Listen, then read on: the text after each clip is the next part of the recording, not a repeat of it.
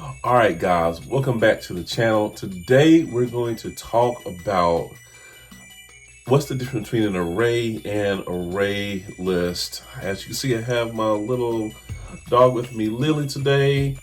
I hope she's not too much of a distraction today, but wanted to come on here and let's talk about array versus an array list.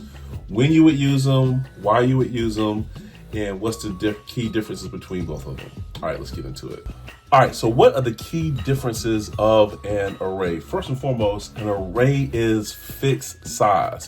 When you initialize an array, you're going to have to say, okay, it is going to be of this length. One thing to always remember that arrays are zero base, so the first element or the index of that array is always going to start with 0.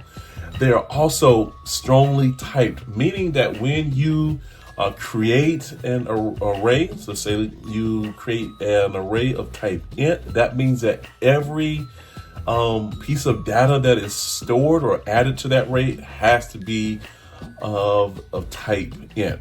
Arrays are strongly typed collections, so definitely want to keep that in mind. The next thing we want to realize about arrays is that they're generally faster because they don't have to be concerned with boxing and unboxing.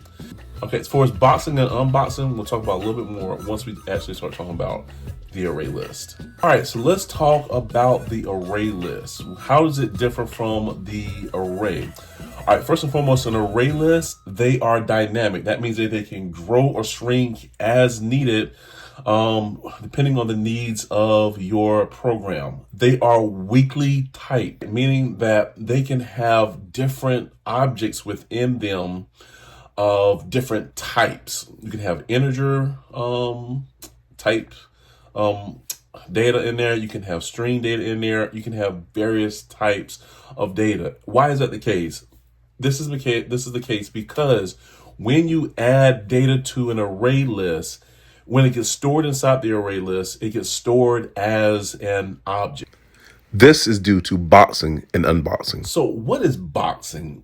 Boxing is the process of converting a data type to a reference type. So essentially, let's say that you have an integer that you're going to store inside of an array list. When it gets added to the array list, when it gets stored in that array list, it is no longer an integer, but it's get converted to an object. That's when it means to be boxed. It's boxed into an object. Unboxing, when it refers to an array list, this is when you retrieve a value from the array list, and when you convert it back to its original type, this is called unboxing. So in review, let's look at some of the key difference between an array and an array list. The key difference between an array and array list, we can see here in this chart. An array, the size is fixed. With an array list, it is dynamic, which means it can grow or shrink depending on your needs. An array is strongly typed, meaning that if you create an array of type int, all of the data stored within the array needs to be of type integer. Array lists are weakly typed, meaning that you can store data that is in the form of an integer or a string, double, because essentially everything stored inside that array list gets stored as an object. Generally speaking, arrays are faster because you don't have to deal with boxing and unboxing. And array lists are generally slower because you have to deal with boxing and unboxing. Remember, boxing has to deal with the array list in particular, everything gets stored as an object. And to unbox it means that when you retrieve the value back from the data that's in that array list, it gets cast back to its original form. These are some of the key differences I want you to keep in mind dealing with arrays and array lists. Hopefully you have a better understanding of the key differences. All right, guys, so hopefully that video made sense to you. Now you have a good, clear understanding of the difference between an array and array list.